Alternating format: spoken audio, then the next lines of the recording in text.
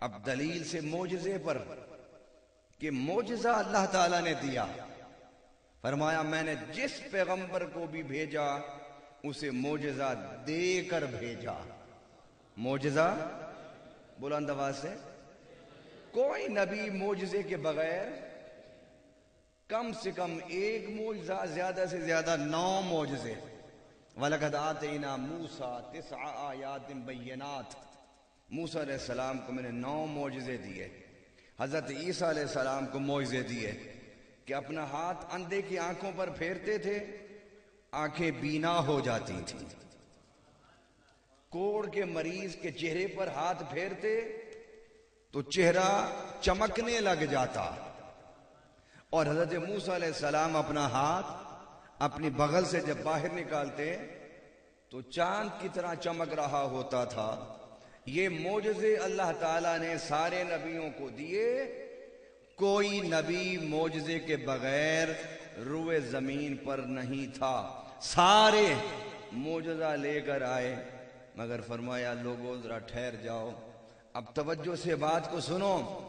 جب میں نے اپنے حبیب کو بھیجنا چاہا تو فرشتوں نے پوچھا کہ انہیں کتنے معجزے دینے ہیں، تو رب العالمین نے فرمایا وہ اور نبی تھے جو معجزے لے کر آتے تھے، اب میں جسے بھیج رہا ہوں یہ میرا حبیب ہے، یہ معجزے لے کر نہیں جائے گا، سراپا معجزہ بن کر جائے گا۔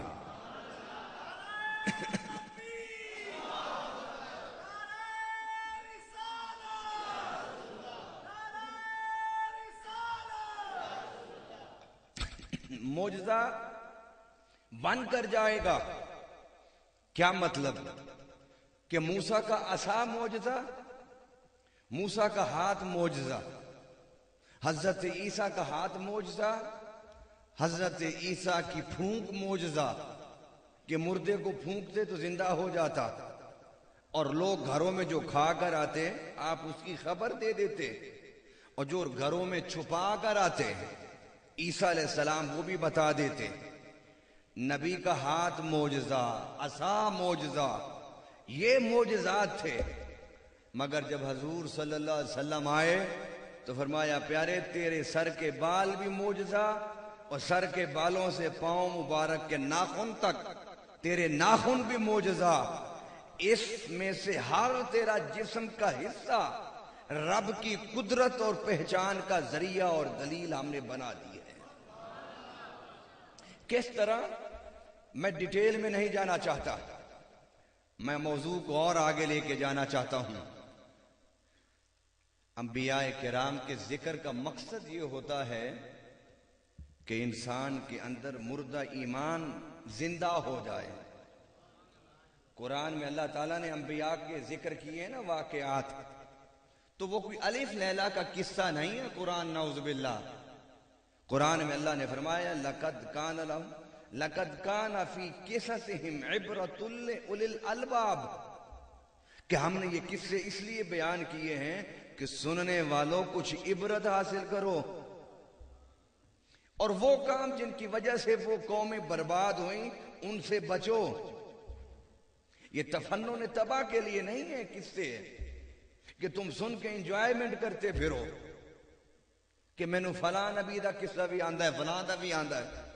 بھائی قصے کا مقصد عبرت ہے، سبق ہے، نصیحت ہے، اور حضور صلی اللہ علیہ وسلم کی شان، کمال، عظمت، رفعت، ان سب چیزوں کو بیان کرنے کا مقصد یہ ہے کہ ایمان کی بارش برسے ہمارے سینے پر، اور اس سینے میں محبت رسول کے خوشبودار پھول پیدا ہو جائیں۔ اللہ اکبر۔ تو فرمایا کہ پہلے نبی آئے، معجزہ لے کر آئے، لیکن پیارے اب تو معجزہ لے کر نہیں جائے گا بلکہ سراپا معجزہ بن کر جائے گا۔ اس لیے کسی شاعر نے کہا دیے معجزے انبیاء کو خدا نے، انبیاء کو معجزے اللہ نے دیے، ہمارا نبی معجزہ بن کے آیا۔ حضور صلی اللہ علیہ وسلم کی ایک صحابیہ تھی، آپ اپنی زلفیں تراش رہے تھے، ادھر حضور نے زلفیں تراشنا شروع کی، ادھر لوگوں نے جھولیاں پھیلا کے کھڑا ہونا شروع کر دیا۔ حضور صلی اللہ علیہ وسلم کے سر اقدس کے بال صحابہ کرام چنتے رہے، اکٹھے کرتے رہے۔ تو مدینہ میں جب کوئی بیمار ہوتا، جسے بخار ہو جاتا اور اس کا بخار ڈاکٹر طبیب سے نہ اترتا، تو وہ صحابیہ کے گھر جاتی، وہ اس پانی میں گلاس میں حضور صلی اللہ علیہ وسلم کے بال کو پھیر کے اس مریض کو پلاتی، اللہ اسے شفا دے دیتا۔ تو حضور کے بال بھی معجزہ ہوئے نا، حضور کے بال بھی معجزہ ہوئے۔